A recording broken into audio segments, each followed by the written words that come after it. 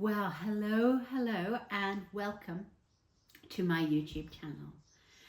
Last week, it was quite obvious that a lot of people watching this are great fabric lovers. So I thought what I'd do today is pull out some of the patchwork things that I have and let you see them. If you're new here, my name is Jane and I am a textile artist and writer and teacher based in the middle of Scotland, very near to Loch Lomond. So I'm going to start with a patchwork quilt that for ages I felt very guilty owning for quite ridiculous reasons.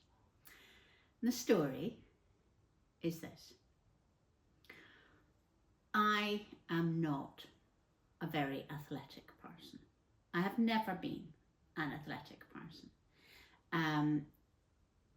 Even at school, maybe especially at school, not athletic. I don't really know my left hand from my right hand.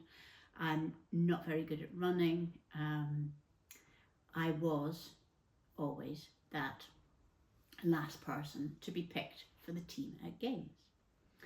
But I kind of have a story that always trumps everybody else's last person to be picked for the team at games. When I was 13, I was first reserve for a hockey game. It was an inter-house hockey game at the all-girls school that I went to. So it was for Suffolk, which was the house that I was in, and we were playing one of the other houses in the school. So it wasn't even an out of the school situation. And I was first reserve. So I was sitting there in my sports kit with my hockey stick, waiting to be called. And yes, after about 20 minutes, somebody got injured, was taken off. I sort of like started warming up. And the girl who was captain made the decision not to play me. So to play one person short for the rest of the game rather than have me on the pitch. I mean, now I laugh about it. But at the time, I was mortified. I was just, you couldn't cry about it, but it really went to the heart of me. So it became one of these things that was kind of such a thing of not belonging. So how does that fit with this patchwork quilt that I'm going to show you? Well, 3 years later, I was 16, and that girl's mother, the captain who had chosen not to play the game, not to have me play the game rather, came into an antique shop and she sold patchwork quilts that had been in their family for a long time. She was just decluttering. She wasn't somebody who really was that interested in family kind of things that would be handed down generation to generation, and she just had this patchwork quilt hanging about. So she sold it and I bought it. And ever since then, in some bizarre thing in my head, I have felt that I have stolen it from this girl that was so nasty to me in a hockey match 40 odd years ago.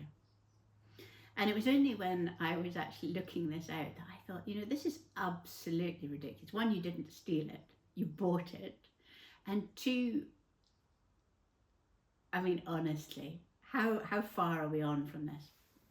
But it is a truly, truly special patchwork quilt. So I'm going to show you all of the little bits that I particularly adore in this. And you'll see why I feel slightly guilty having somebody else's family patchwork quilt.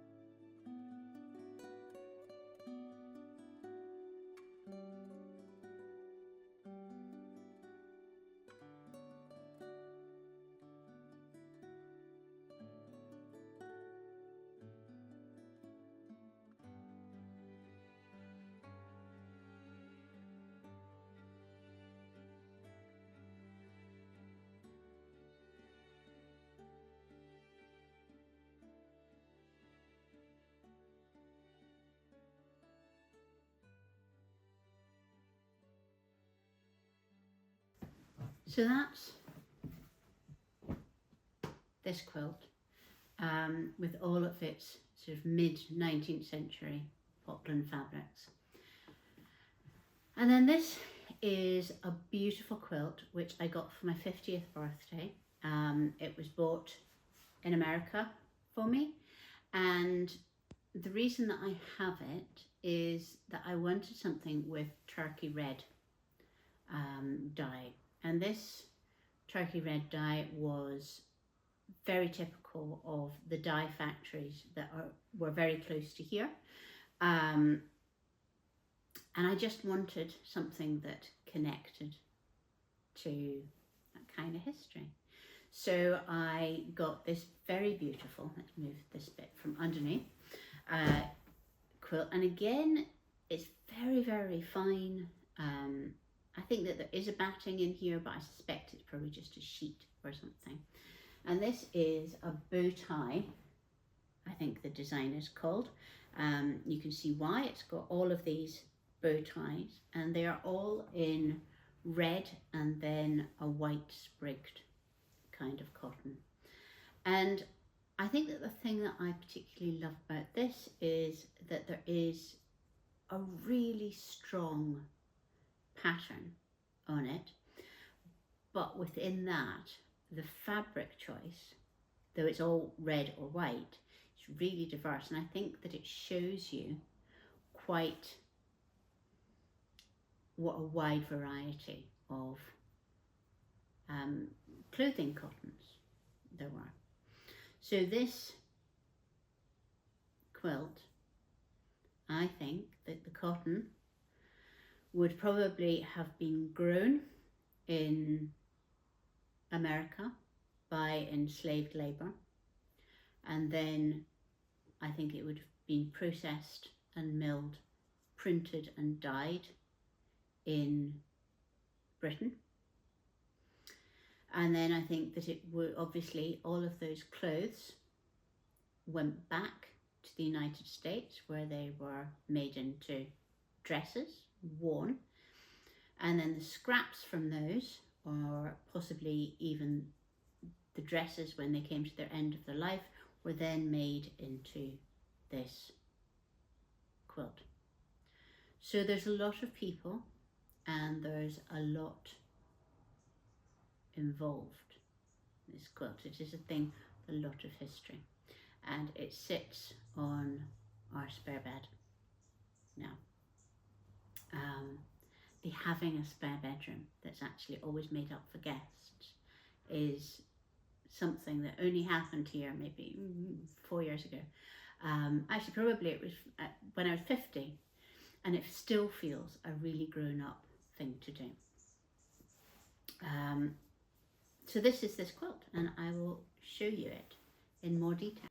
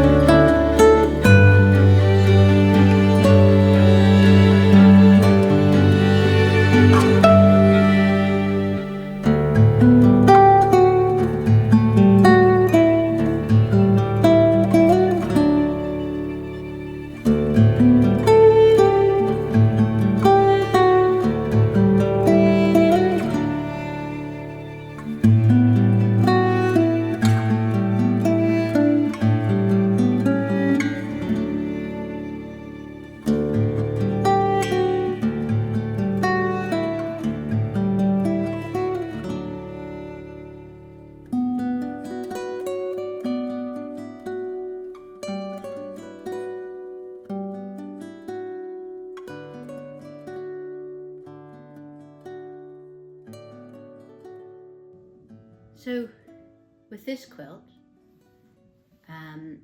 with all the people who would have been involved in its making, and the many hours and hours the actual patchwork and quilting would have taken, because it's all hand done, know nothing about who was involved in creating this. Though it is very clear that the pieces came from things that had already been worn, because there is fading on them that would not have been possible just from having the quilt out on a bed or in a blanket box or wherever.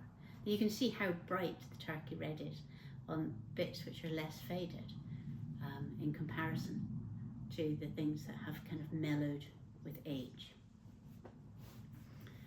Anyway, from that, where I know nothing about the maker, to something where I know a lot about the maker, because this is the beginnings of a patchwork, or maybe the middles of patchwork, that my mum was making right through my childhood. It stayed in a wicker kind of like laundry basket next to her chair in the living room, and bit by bit, as she got fabrics together, she would add on another bit. Now she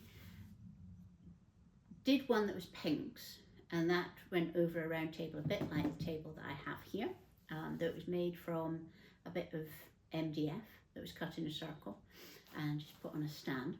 And this was the fashion, to have a handmade patchwork cover over the top. So she'd done her pink one, and then she decided that she would do a green one. And she started, and she made lots and lots of hexy flowers. She joined them up, and the idea would be that the light colours would be at the top, and then they would go down to the dark colours. And this is why things are made up into these slightly peculiar shapes. And also, she's cut things out of them at a later time.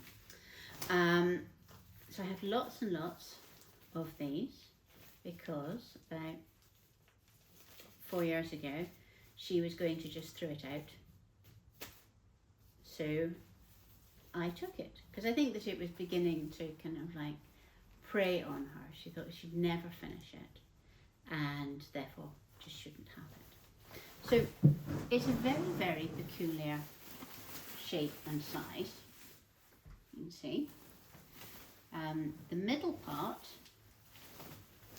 is here, I think, and here maybe. These are meant to join up, and the other bits are at the bottom. And in exactly the same way as my turkey red patchwork, it is made from cottons that I recognise as being dresses and tops and blouses and so on.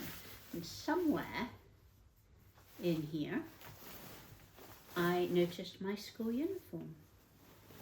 Here we are. This is my stripy dress from my school uniform. And because of that, I do not want to throw it out. And also because my mum spent so long making it all. And these I recognise as being her dresses. And she was a dressmaker as well as somebody who made quilts. So these may well not have been worn. They would have been offcuts from the things that she made.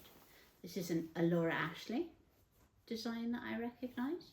I think this is probably Laura Ashley as well. So my question is, what do I do with it? Do I try and unpick some of the bits and sew them back together in a more sensible shape? I don't know. But as I was laying this out today to talk to you, I suddenly had a thought. I had started last year a patchwork which is made up from bits of fabric that I have printed with leaves from the garden. I'll just go and get that and show you.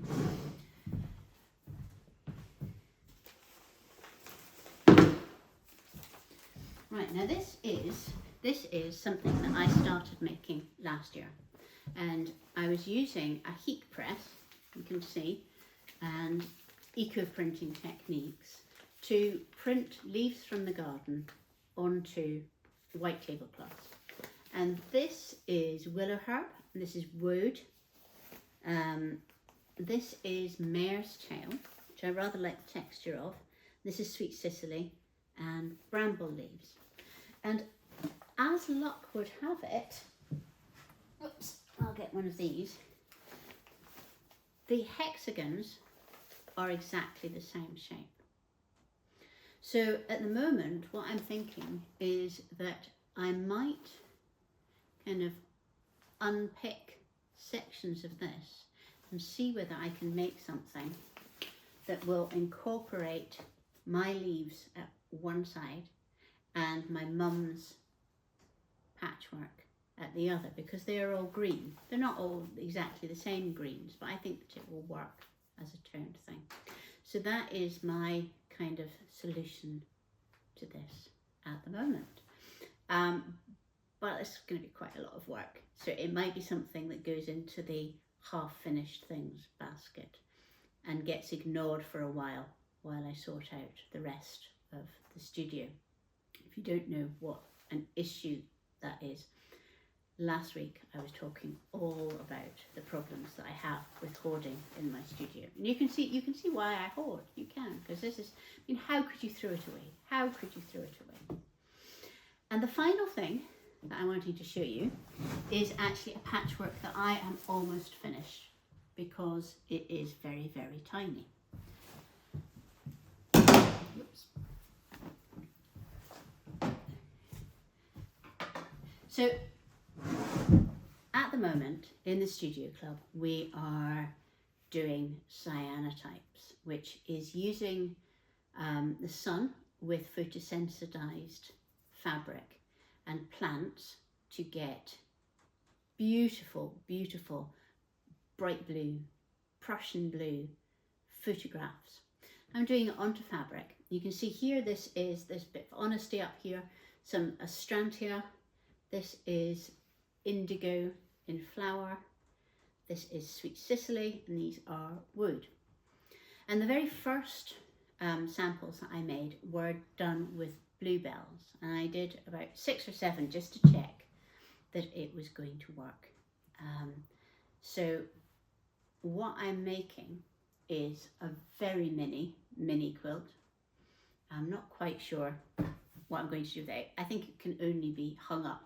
Either that or I'll need to find somebody who's got a doll's cot that needs a blanket. And you can see it's got all of these cyanotypes, and then I've got strips here which were the ones that didn't quite work. I think this one, it blew away because I hadn't quite worked out how much tethering down I needed to be cyanotyping in Scotland. And then it's just 3 strips with the original white tablecloth in it. And I am quilting that with some thread, which I have cyanotyped, but just made it into this wonderful variegated colour. And to do that, I used the thread to mop up all of the excess fluid that I had left after treating the fabrics, and then I hung it out in the sunshine. And some bits of the thread got more sun than others, and when I rinsed it and developed it, the developing just involved leaving it for 48 hours, it turned out into this wonderful variegated thread that looks like a kind of an indigo dyed thread. Now originally I'd worried that because it's kind of the colours on the surface that it wouldn't sew, that it would just all come off and fluff, but as you can see, it's turning out really nicely on those. So that is my patchwork that I'm working on this week, and as I've only got a little bit of quilting and the bottom bit to do, I think by next Friday's film this will be complete, and then I will just have to work out what to do with all of these wonderful bits of fabric that I have become addicted to printing.